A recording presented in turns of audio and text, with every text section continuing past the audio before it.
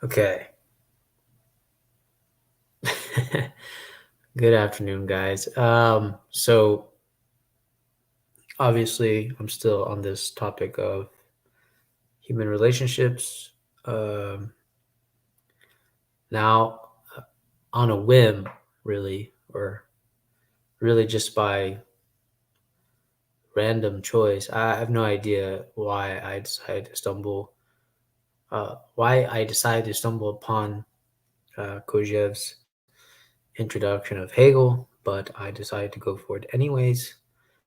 Um, Again, like Cadell, I don't really know how to pronounce his name, but I'm still going to say Kojeve because that just, I guess, feels comfortable to me. So there's a couple of clues or hints that are really helping me with my thinking about uh, thinking about how to answer this question of what is a human relationship. And I think the introduction to Hegel by Kojeve really, really, really nails something that is worth thinking about. And the first line immediately just sinks so much into what uh, or hints about what a human relationship can be. And so here's the first line, and I highlighted in green. The first line highlighted in green is the first thing that I think will be so pivotal to my thinking about human relationships, or what is a human relationship. So here, Kojève says, for there to be self-consciousness, desire must therefore be directed toward a non-natural object, towards something that goes beyond the given reality. What's and before we dive into that, let's read a little further down where Kojève says that it's the second section highlighted in green, and I will start from where it says, uh,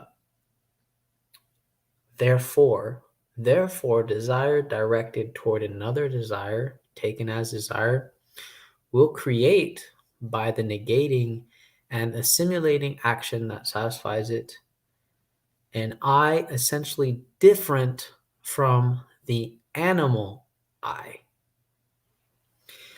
Uh, I think this is such a good distinction because now when we begin to ask the question about what is a human relationship, I believe this will be a pivotal um, thing to tackle. Uh, you know, the this animal I and this I that leads to self-consciousness. And if we go a bit further down, right, what is the danger of this animal I? And how does Kojève further clarify the animal I? And it seems like the way Kojève describes it here, as he says in yellow, I put, and since desire is realized as action, negating the given, the very being of this I will be action. This I will not, like the animal I, be identity or equality to itself, but negating negativity. Okay, and I think this is so perfect. This is so perfect and so aligned with what I have been already previously saying in my other videos about protecting difference, because if we start talking about human relationships, it's very possible that the human relationships don't even begin, or they don't even begin at all, because actually what we're doing is we are stuck in this static animal I, and then to go back to the very first highlighted section of where Kojeve says, "For there to be self-consciousness, desire must therefore be directed toward a non-natural object." What is the following question? What is the follow-up question to this? Relationships, are human relationships a non-natural object?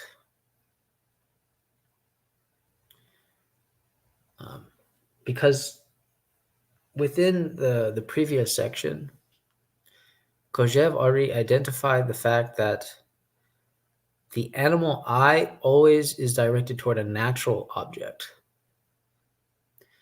So to think about this more, this I mean, there's so much to tackle here, but like I said before, when we enter the appearance of a human relationship, I feel as if that a lot of this appearance of a human relationship is actually what Kojève is describing as the animal I, which only ever wants to be identity, to put the equality to itself.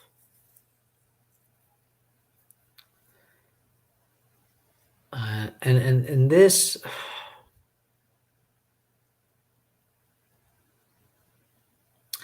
it's, again, there's so much to think about here that I'm still trying to fathom it right now, about this, making this distinction, this very subtle distinction between the animal I and an I that directs us towards self-consciousness. So then I think, like I had raised before already, the subsequent question to ask is that when we talk about human relationships, do human relationships, actually, I'd rather phrase it this way, can human relationships be a non-natural object or become a non-natural object to which it, to use the same phrasing, to which it goes beyond the given reality? It actually reminds me of a statement on Twitter that I read recently. I think Cadell tagged me in her post. Her name's Raven. She was talking about how relationships, I think this is her exact wording, relationships seem to go beyond, it seemed to be so grand that it actually goes beyond itself. She used similar phrasing, that it's bigger than ourselves. I think that's the better way to put it. That relationships are bigger than ourselves. And now, if I were to use uh, Kojeve's, line of thought, it would be that, and in tandem with Raven's thought, it would be that actually relationships, uh, relationships themselves, human relationships themselves are there for self-consciousness, to give rise to self-consciousness. And that's exactly why they're bigger than ourselves. And to fail to protect difference, which is the all the thoughts I have given about that in my previous video, the thoughts to not protect difference uh, would fall into the animal I, which is solely stuck on identity.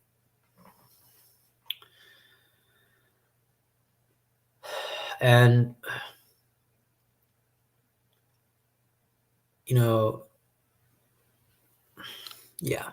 So this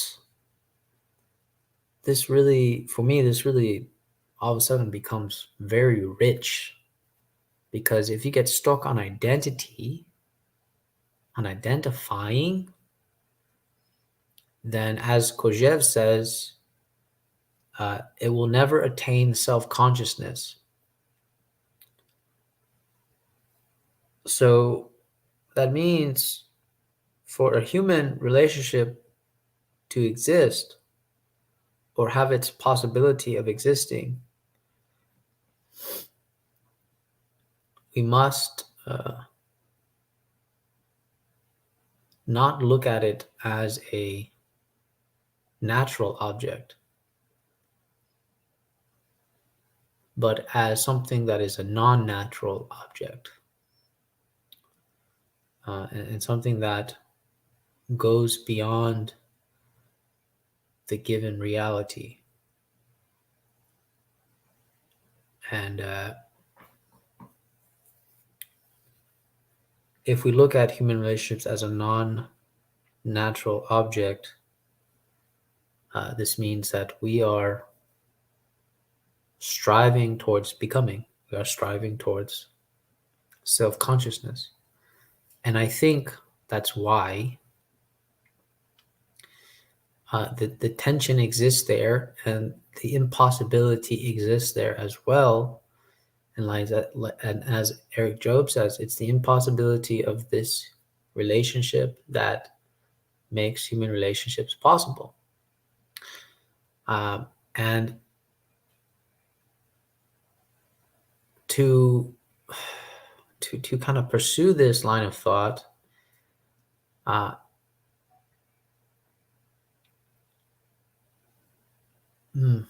don't know. I don't know. Actually, I don't know. But I think that there, yeah, like I said, I think that there's enough there. Clearly, in my opinion, and in my own experience, there is tension between the animal I and the I striving, and the I that is striving towards self-consciousness. And this actually could be one of the very qualities of what we define as a human relationship, as actually what we would define as an impossible relationship. But it is the exact characteristics that would make it possible. So, I don't know, but I really do like this train of thought that is being provoked within this. And again, going back to the line, desire being directed toward a non-natural object, I think really, if I were to look at the sincerity of religion, this is exactly what it was. To reach self-consciousness by directing its desire towards a non-natural object. It reminds me of this otherworldliness, but at the same time, I think it would be a big mistake to conflate what is non-natural with what is non-worldly. And I think if I were to make a critique of religion, I think they made exactly that mistake, that they conflated what was non-natural and they turned it into what was non-worldly. So that, I think, is a danger that we must avoid in this pursuit of our line of thinking and the way we want to think about this. But anyways, I that's really all I wanted to say. This is just going to be a really short video. I just thought this was a very interesting thought and an interesting way to look at it, about how to distinguish this, how to think about this further, and how really, the question of asking is, are relationships, human relationships themselves, a non-natural object? And if we accept that they can be a non-natural object, um, then it would line that human relationships are there to are there for self-consciousness, and that we must be wary of the animal eye. And that would mean that actually a lot of what we claim to be human relationships are only animal relationships, uh, stuck on identity and not negating negativity. So I will leave it there, because I think that's enough to kind of sit down and think about and reflect about. So all right, guys, take care.